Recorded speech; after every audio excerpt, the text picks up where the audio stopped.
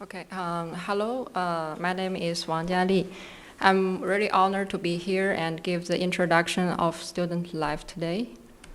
First, I would like to introduce a bit myself. This is me. I think I was studying Japanese. I used to have a short haircut. My home country is China. I come from a small city near Peking. Since 2015, I started my undergraduate education at Hebei Normal University of Science and Technology. My major was physics. Then after I received the degree, I come to Japan and further my education in applied physics at Tsukuba University and received the master degree at 2022. Then at the same year, I enrolled in Sokandai and become a 5-year PhD students in informatics. About my research topics, they are related with the next generation of wireless communications. With the development of our society, we expect extreme data rate, extreme low latency, massive connectivity, and ultra energy efficiency for the future network system, so that the new applications such as immersive VR, the atomic vehicles, and even remote surgeries can become true. So to achieve those KPIs, the fundamental technology is by exploring higher frequency resources, namely the terahertz waves. The frequency range for terahertz waves is from 0.1 to 10 terahertz. With such high frequencies, we can achieve 1 Tbps transmit data rate, which is 50 times than that of current 5G, and even 30 gigahertz bandwidth, which is 75 times than right now. So you can tell how impressive if we can fully utilize these spectral resources. My research is to achieve the energy-efficient, massive, multi-user terahertz wireless communications. I will not explain more about my research, but if you have interest, please feel free to contact me.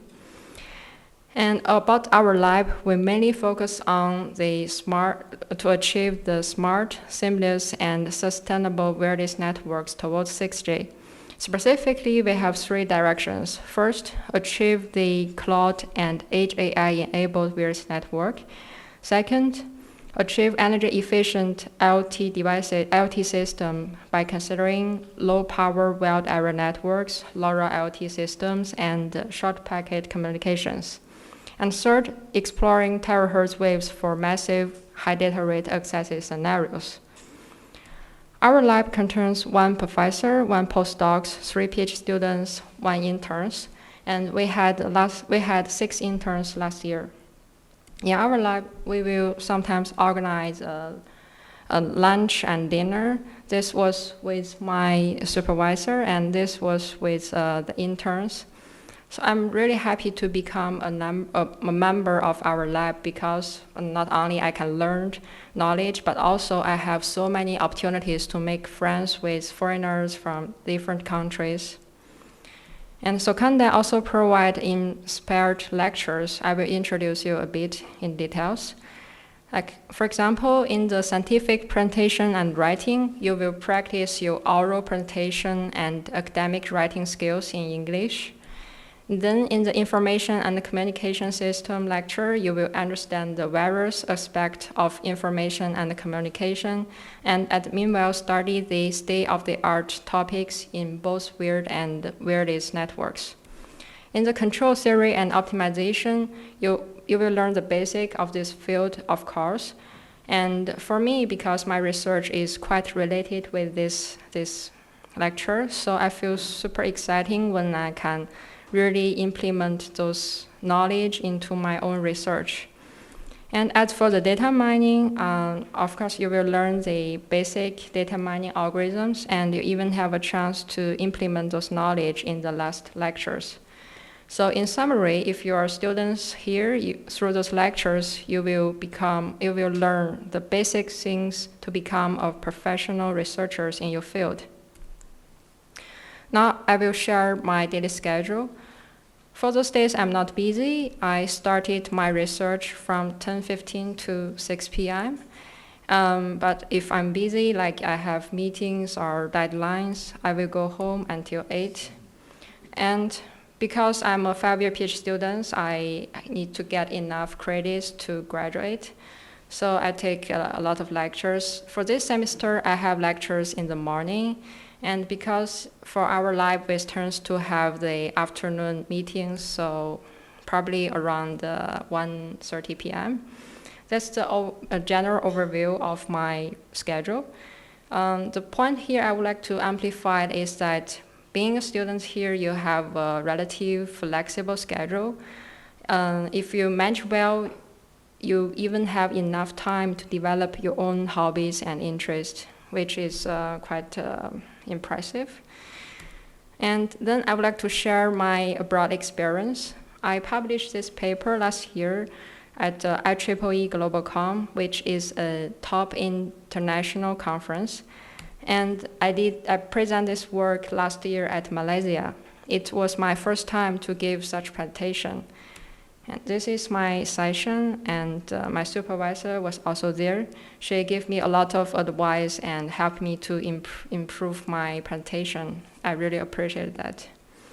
And there are so many things for having such experience. Like, of course, you can free travel. You can have free travel and see different view and meet different people at a different country.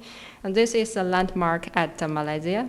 And also, importantly, as a researcher, you can meet experts from your field and even the first authors from your references. And by taking the keynotes given by them and talk with them, you will catch the most popular direction of your field and also learn the state-of-the-art technologies in other direction.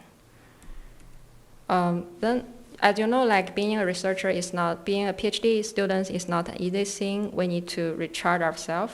Here, I would like to share how I did this.